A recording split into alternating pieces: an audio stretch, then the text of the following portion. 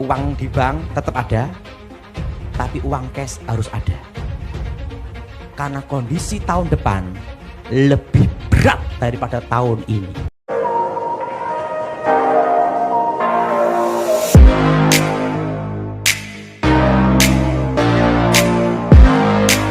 Shalom sahabat John Pregado, senang sekali bisa bertemu kembali dengan sahabat di channel ini. Terima kasih sahabat sudah setia mengikuti channel ini sampai hari ini. Saya berdoa kepada Tuhan, kiranya Tuhanlah yang membalas dan memberkati kita semua. Sahabat, apabila diberkati melalui video-video kami, marilah dengan murah hati share video ini kepada teman-teman yang lain agar mereka juga diberkati seperti kita. Hari ini kita akan dilayani oleh hambanya, oleh anaknya yang luar biasa, pasti akan memberkati kita. Oleh sebab itu, mari kita dengarkan pesan dan persiapkan alat tulis dan kelengkapan lainnya untuk sama-sama mendengarkan pesan penting yang akan dibagikan buat kita. Sebelum kita lanjut, jangan lupa sahabat untuk menekan subscribe dan juga berikan like dan juga share video ini. Terima kasih, mari kita berdoa. Bapak yang baik, kami menyiapkan hati, pikiran kami untuk sama-sama mendengarkan pesan yang penting ini. Berkatilah kami, sehingga kami boleh mengerti, mencatat, membagikan pesan ini kepada teman-teman yang lain. Berkati anakmu, hambamu yang akan membagikan pesan penting. Berkati sahabat John Pregado dimanapun berada. Terima kasih, kami siap mendengarkan pesan penting ini. Demi nama Yesus. Amin. Nah, saudara, banyak orang menunggu saya bertanya, tahun depan gimana? Ngomong sebelahnya, tenang aja. 3 tahun yang lalu, saya bicara di media sosial, di Thomas ya, bahwa emas nanti akan tembus 2 juta di tahun 2024 dan 25. Yang masih ingat angkat tangan Anda. Dan itulah tanda terjadinya inflasi terus sampai 2027. Dan ingat, setelah emas 2 juta ini, tanda saudara semua pegang uang cash. Uang di bank tetap ada, tapi uang cash harus ada. Karena kondisi tahun depan lebih berat daripada tahun ini. Paham di sini? Paham di sini? Karena kita akan mengalami kondisi seperti ini, hanya bertahan dan nanti bergerak di 2027. Dan Indonesia benar-benar pulih itu 2032. Paham di sini? Paham di sini? Jelas? Makanya saya memberitahu semua pelaku usaha dan bisnis sejak 3 tahun yang lalu untuk bertahan di 2025 dan 2026, yaitu apa? Jangan utang bank. Kalau udah terlanjur utang gimana? Jangan nambah lagi. Stop. Bertahan apa adanya. Siapa yang setuju angkat tangan darah? Dan jangan ada pengembangan bisnis baru apapun, karena selama 2 tahun ini perpajakan akan diperketat terus sampai 2035.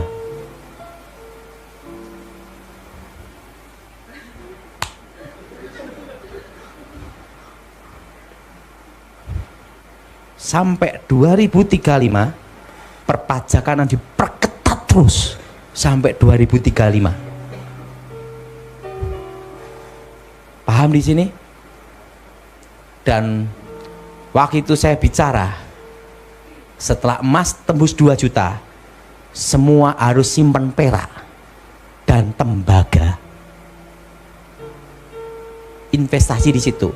Dan saham perak dan tembaga 5 tahun lagi akan naik menjadi blue chip. Kenapa? Karena nanti perak tembaga alternatif pengganti emas. Karena emas terlalu mahal, sehingga perhiasan-perhiasan nanti 35% pakai emas, tetapi sisanya perak dan tembaga. Paham di sini, saudara? Dan emas hanya di safe haven untuk cadangan, saudara. Safe haven aja. Tetapi perak dan tembaga nanti akan banyak dipakai untuk industri, saudara. Mobil, elektromagnetik, dan perangkat-perangkat lainnya, saudara. Dan itu menjadi kebutuhan cadangan dunia, pasokan dunia kan terbatas, saudara. Itu nanti akan naik di 2035, naiknya bukan 10%, lipat, saudara. Yang umur di bawah 50 atau 60 ke bawah simpen perak tembaga. Yang di atas 70 simpen emas, jangan perak dan tembaga. Kenapa? Keburu mati, saudara. Masih 10 tahun lagi. Nggak mati pun setengah, betul? Udah tua, betul? Jelas? Jelas? Karena nanti sekarang aja dalam waktu dekat udah naik 40% dan perak tembaga. Ini nanti akan nyusul terus. Dek, dek, dek, dek, dek, dek, dek. Jelas? Dan Pak, gimana untuk bertahannya bisnis atau perusahaan kita? Yang penting sekarang apa yang ada perkuat. Kedua, kurangin pengeluaran. Kurangnya udah, kencangkan ikat pinggang. Yang tidak boleh dikencangnya adalah persembahan gereja. Kenapa? Kasihan Pak Pendeta. Iya Pak Thomas. Mumet. Kencangin ikat apa? Di perusahaan. Dan ingat, nanti di masa depan akan tercipta generasi alfa. Anak-anak di bawah usia 30 tahun hanya mengharapkan 4 aja: hibah, wasiat, warisan, dan yang ketiga dimodali orang tua. Karena perpajakan diperketat sampai 2035 akan berimbas seperti itu. Kamu punya uang 5 miliar, kerjamu apa? Gajimu apa? Laporan SPT-mu berapa? Dari situlah tercipta generasi alfa. Jelas? Nah, kenapa semua saudara saya suruh untuk beli tanah, berkebun? Karena di masa depan, ini sudah tahu, di masa depan krisis pangan dan harga pangan akan naik. Paham di sini, saudara? Paham di sini? Kenapa beli tanah? Untuk mempersiapkan generasi selanjutnya. Karena generasi selanjutnya hanya mengharapkan sebagian besar, ya, tidak semua. Sebagian besar mengharapkan dari saudara. Yang setuju angkat tangan, saudara. Mau angkat tangan dibingung juga. Itu kenyataan. Saudara, gaji 10 juta, tinggal di Jakarta, mau nyimpen uang 1 miliar, mau berapa tahun? Hitung sendiri. Perlu makan pula lainnya. Itu bisa kalau kerja ikut orang 10 juta, 15 tahun aja belum tentu loh, saudara. Betul? Betul? Betul? Ini setuju angkat tangan, saudara. Betul? Saya mau tanya, mereka mengharapkan dari siapa? Orang tua. Akan tercipta generasi alfa. Sebagian besar itu nanti tahun ini dimulai yang usia di bawah 30. Jelas? Jelas? Jelas? Jelas? Dan ingat, dari saudara semua yang punya tanah hak GU, hak GB, segera dinaikkan ke hak milik. Dan harus itu akan dimulai di tahun 2032.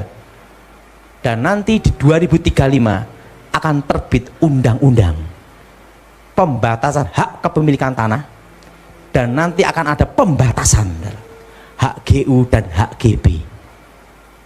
Mungkin sekarang urusan 400 hektar, nanti turun lagi sampai 2035, saudara. Membatasi hak kepemilikan. Makanya saudara semua yang tanahnya hak GB, hak GU, segera naikkan semua ke hak milik, saudara. Yang setuju angkat tangan, saudara. Jelas? Undang-undang itu terbit di tahun 2035.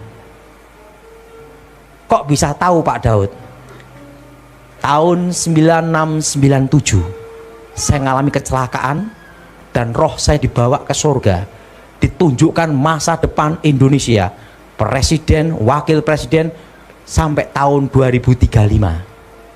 Ada yang tanya sama saya, di atas 2035 dikasih tahu enggak Pak Daud? Enggak dikasih tahu. Kenapa? Ya enggak tahu. Pokoknya tugas saya sampai 2035. Nyampein aja. Di situ saya ditunggu hari-hari ke depan. Makanya 2001 saya udah ngomong, 2004 SBY presiden. Di 2021 saya ngelihat wakilnya adalah anak muda, model seperti ini, Gibran. Saudara perhatiin di tahun 2022 di media sosial semua saya bicara Gibran Wapres. Betul? Itu tak lihat tahun berapa? 9697. Masa depan. Dan di masa depan pula AHY itu Wapres. Masa depan jauh dari. Tahun berapa Pak Daud? Tahunnya dikasih tahu. Tapi Wapres nanti bakalnya dia. Presiden ini siapa? Tidak dikasih tahu. Hanya kelihatan wajahnya aja. Wapresnya. Wapres atau pres? Saya kurang tahu. Penting salah satu itu Wapres. Nah, di situ pula ditunjukkan hari-hari yang akan terjadi. Tahu enggak? Tahun ini berat. Tahun depan lebih berat. Langsung gini. 2 tahun yang lalu, waktu Jum sama Thomas, saya beritahu, puncak resesi ekonomi di tahun 2025 adalah Agustus September. Yang masih ingat angkat tangan. Itu di media sosial semua, se-Indonesia tuh, saudara. Tapi kan saya tidak mau bicara itu kerusuhan. Nanti bisa ditangkap saya. Saya beritahu puncak resesi. Nah, dampak tahun ini adalah tahun depan. Paham di sini, saudara? Tapi Tuhan bicara sama saya itu di tahun 97 bahwa Tuhan akan memelihara umatnya di saat-saat seperti itu.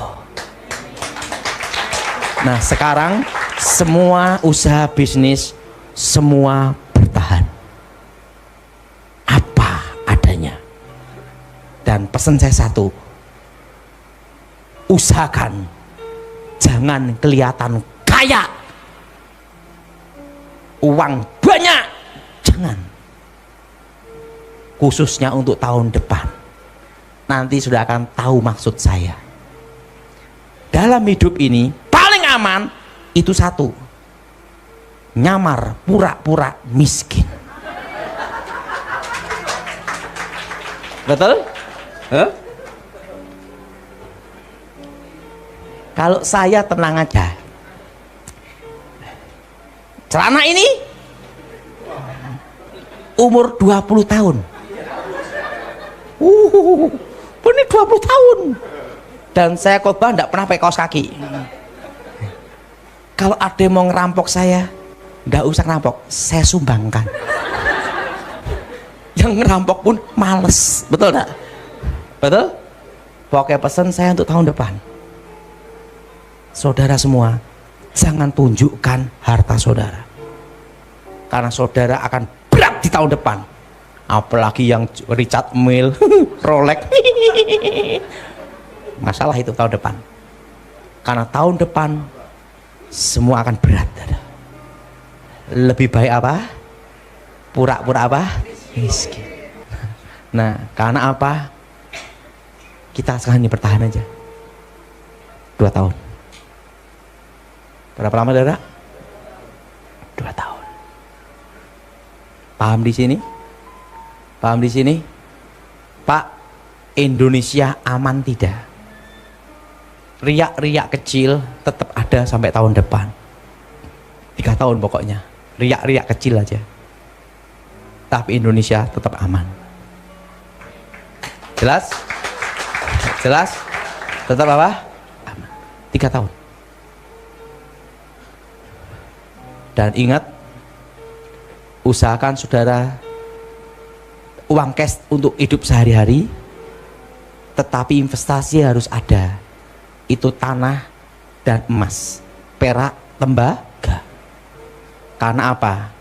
Karena nanti 10 tahun ke depan nilai mata uang turun. Jelas? Inflasi. Jelas? Tanah, emas. Kenapa tanah? Untuk jangka panjang. Kenapa emas? Kalau kita liquid perlu ini. Jelas? Dan mata uang, saudara, ada 3 mata uang yang paling aman. Pertama, Australia. Jelas? Apa saudara? Nah, Australia. Kedua, Singapura. Ketiga, dolar Amerika. Karena dipakai dunia. 3 ini aja, saudara. Kebutuhan kan terbatas, saudara. Jadi Australia, saudara. Jelas, saudara? Saya hanya beritahu itu. Setelah saya beritahu, ini berlaku untuk tahun depan semua. Pertama justru Australia, saudara. Australia kan stabil. Kita sekarang ini perlu kestabilan. Paham di sini, saudara? Apa, saudara? Nah, emas itu untuk apa? Liquid, kalau ada sesuatu dijual. Ngerti, saudara? Untuk apa? Supaya tidak ngedrop dalam inflasi 10 tahun ke depan. Dan saudara, dolar, karena itu mata uang dunia, kan saudara? Jadi saudara, nanti di 2032 ke atas, nanti secara bertahap akan kembali safe haven cadangan itu emas. Makanya Cina, Rusia borong emas. Ngerti, saudara? Ngerti? Bukan kertas. Ngerti, saudara?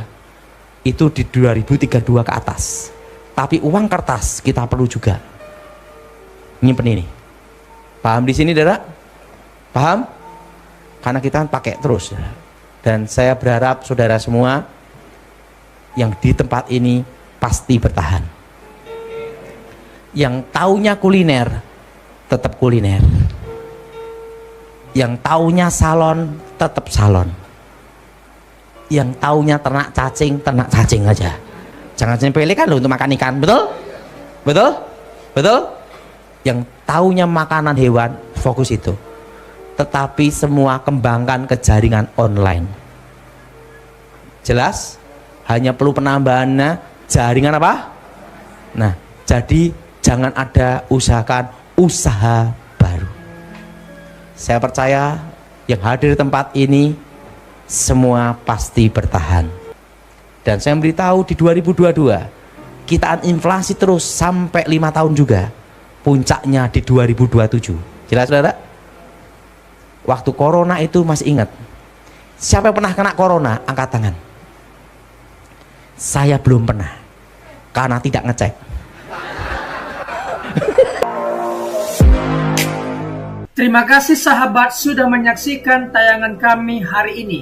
Saya percaya kita pasti diberkati. Apabila kita diberkati dengan tayangan hari ini, marilah kita dengan murah hati share video ini kepada teman-teman kita yang lain, agar mereka juga diberkati. Firman Tuhan mengatakan, diberkati untuk memberkati, sehingga nama Tuhan dipermuliakan dan namanya diagungkan. Sahabat, banyak sekali pelajaran yang kita bisa ambil dari tayangan hari ini.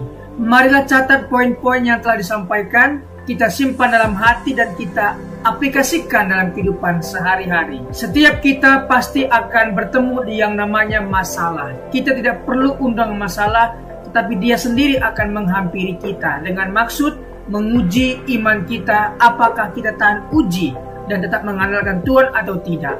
Tetapi Apabila kita menang atas masalah itu, maka kita juga akan mendapat pujian dari Sang Pencipta. Karena kita tahan uji dan terus mengenalkan Tuhan, tidak hanya dapat pujian, dapat mahkota juga. Mahkota abadi karena kita setia dan tetap kuat dalam Tuhan.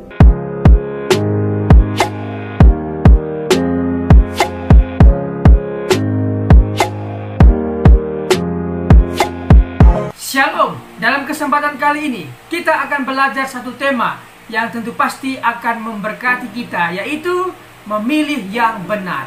Orang percaya pasti memilih yang benar, memilih kegiatan pekerjaan yang benar yang menguntungkan dirinya di masa depan. Apabila hari libur, apakah yang akan kita lakukan?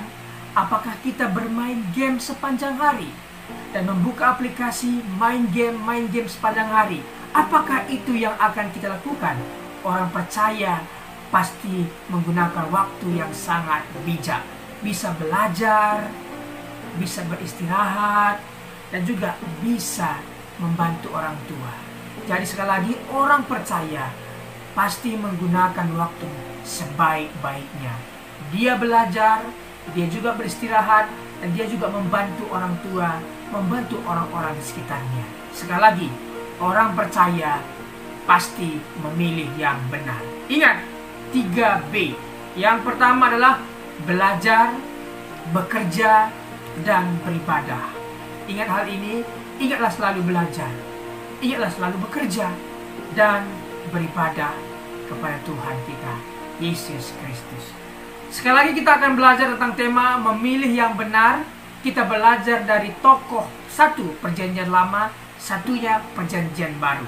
Kita mulai saja belajar dari tokoh Perjanjian Lama, yaitu Nuh.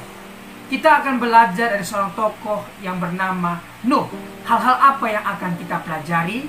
Mari kita dalami. Kejadian 6-10.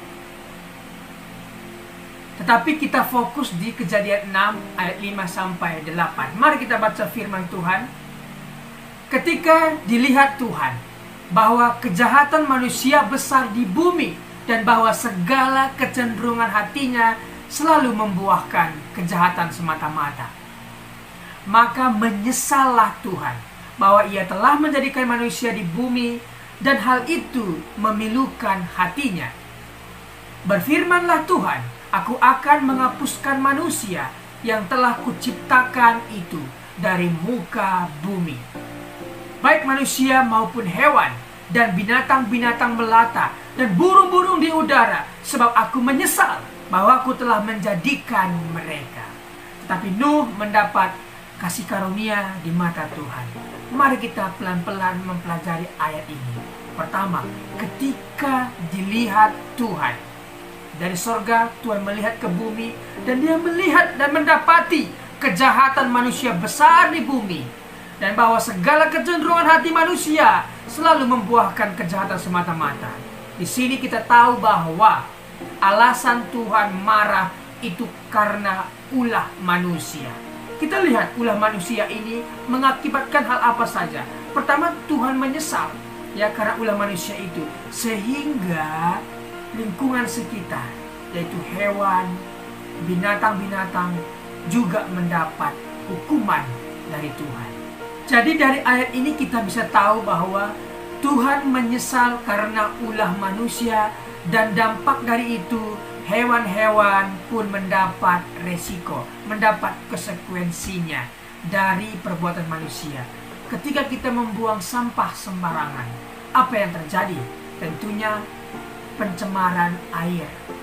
Binatang yang hidup di air tercemar, dan hewan-hewan atau binatang yang hidup di air bisa mati karena ulah manusia membuang sampah sembarangan. Jadi marilah kita menjaga lingkungan kita sebaik-baik mungkin. Baca ayat 7 ya. Berfirmanlah Tuhan, aku akan menghapuskan manusia yang telah kuciptakan itu dari muka bumi, baik manusia maupun hewan, dan binatang-binatang melata, dan burung-burung di udara, sebab aku menyesal bahwa aku telah menjadikan mereka. Tuhan menyesal karena manusia, karena itu hewan pun kena dampaknya.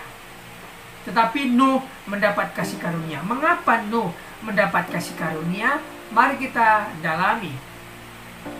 Siapa Nuh?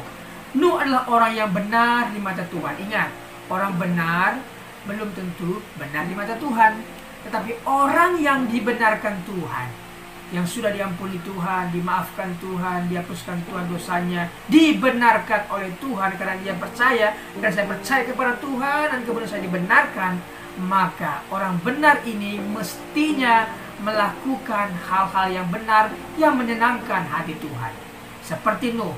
Nuh benar di mata Tuhan dan dia mendapat kasih karunia dan dia dibebaskan dari malapetaka kedahsyatan air bah. Oke, kita belajar lebih dalam lagi. Tidak mau terpengaruh oleh pikiran, perkataan, dan perbuatannya. Artinya Nuh tidak mau terpengaruh pikirannya dengan pikiran-pikiran dunia, perkataan-perkataan dunia, perbuatan-perbuatan dunia yang tidak memberikan contoh. Dia tidak mau mencemari pikirannya, perkataannya, dan perbuatannya. Kita tahu bahwa sebuah kapal tidak akan tenggelam dengan air yang di sekitarnya. Akan tetapi kapal itu akan tenggelam apabila air yang di sekitarnya sudah masuk ke dalam. Artinya kita tidak akan bisa terpengaruh apabila kita tidak mengizinkan perkataan-perkataan orang masuk ke dalam pikiran kita. Jadi pikiran kita ini adalah sebuah aset, sebuah properti yang sangat berharga. Jangan kita mau dikotori, dirusak properti kita oleh perkataan-perkataan orang. Jangan sekali-kali mengizinkan hal itu masuk ke alam pikiran kita. Tetapi mari kita pikirkan yang ada di atas, yang di sorga, yang indah, yang mulia. Itulah yang dilakukan oleh Nuh, sehingga Nuh berkenan di mata Tuhan. Senantiasa hidup bergaul dan beriman kepada Allah. Orang yang sudah dibenarkan oleh Tuhan, maka senantiasa dia bergaul dan beriman kepada Tuhan. Apa yang dia lakukan, yang ada di Alkitab yang benar, perkara-perkara yang baik, itulah yang kita lakukan. Memang dalam Alkitab banyak sekali peristiwa, banyak sekali kejadian dituliskan untuk satu hal, informasi, satu hal lagi, pengajaran. Jangan kita menjadikan informasi itu dari pengajaran, tetapi carilah pengajaran yang menguatkan kita. Oke? Yang berikutnya, menjadi berkat dan contoh bagi keluarganya dalam ketaatan, kesalehan, iman, dan perbuatan baiknya. Nuh menjadi berkat dan contoh bagi keluarganya dalam ketaatan, kesalehan, iman, dan perbuatan baiknya. Jadi seorang bapa, seorang kepala rumah tangga harus mengikuti teladan yang diberikan Nuh kepada anak-anaknya, menantunya, bahkan istrinya. Inilah contoh yang memilih dengan benar. Berikutnya kita belajar dari seorang tokoh di Perjanjian Baru, yaitu Paulus. Hal apa yang akan kita pelajari?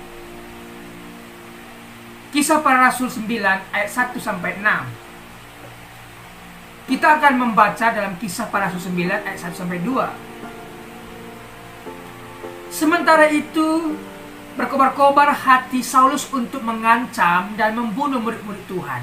Ia menghadap imam besar dan meminta surat kuasa daripadanya untuk dibawa kepada majelis-majelis Yahudi di Damsyik, supaya jika ia menemukan laki-laki atau perempuan yang mengikuti jalan Tuhan, ia menangkap mereka dan membawa mereka ke Yerusalem.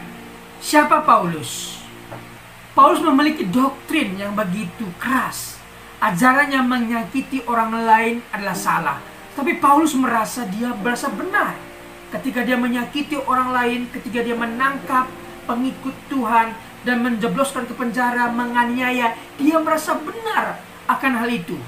Tetapi sekali lagi, ajaran yang menyakiti orang lain adalah salah. Tuhan tidak pernah mengajarkan, bahkan agama-agama di dunia tidak pernah mengajarkan menyakiti orang lain adalah benar. Tidak, tetapi menyakiti orang lain adalah ajaran yang salah. Orang yang bertemu dengan kebenaran, Yesus, pasti melakukan dan memilih yang benar. Kita lihat, Saulus yang begitu bengis, begitu keras, begitu kejam. ketika bertemu dengan Tuhan Yesus, dia menjadi lunak, dia menjadi bertobat, dan dia menjadi orang yang memilih yang benar. Sekali lagi, orang yang telah bertemu dengan Tuhan Yesus pasti berubah. Jadi sahabat, apabila sahabat punya nenek, kakek, bapak, ibu, apapun itu, bawa mereka dalam doamu, doakan mereka. Ketika mereka bertemu dengan Tuhan, maka mereka akan berubah. Jadi sekali lagi, orang sekeras apapun, sebejat apapun, sebengis apapun, ketika dia bertemu dengan Tuhan, pasti lunak dan mengalami perubahan yang luar biasa. Contohnya adalah Paulus ini. Paulus memilih untuk menjadi pelayan Tuhan. Ketika dia bertemu dengan Tuhan, dia dibutakan dan dia di sana bertobat, berpuasa, kemudian dipulihkan, disembuhkan butanya, dan akhirnya dia memilih menjadi pelayan Tuhan. Memang Tuhan telah memilih dia dan menyiapkan dia menjadi penginjil luar biasa. Paulus menjadi penginjil yang luar biasa. Dari 27 kitab perjanjian baru, 13 diantaranya Pauluslah yang menulis atas ilham yang Tuhan berikan kepadanya. Jadi sahabat, orang yang telah dipilih Tuhan pasti memilih yang benar. Orang yang dibenarkan Tuhan pasti melakukan hal-hal yang benar, yang tentunya menyenangkan hati Tuhan. Terima kasih sudah mengikuti pengajaran hari ini. Hari ini kita belajar dari seorang tokoh bernama Nuh dan juga Paulus. Terima kasih. Apabila ada komentar, pendapat yang berbeda dengan apa yang saya sampaikan, boleh tinggalkan komentar di bawah video ini. Terima kasih, Tuhan Yesus memberkati. Mari kita berdoa. Bapa, terima kasih buat kebenaran firman Tuhan, kesaksian hidup bersama Tuhan yang telah dibagikan. Sungguh kami diberkati. Berkatilah para pembicara hari ini. Berkati pendengar setia John Pregador. Terima kasih Tuhan. Demi nama Tuhan Yesus. Amin.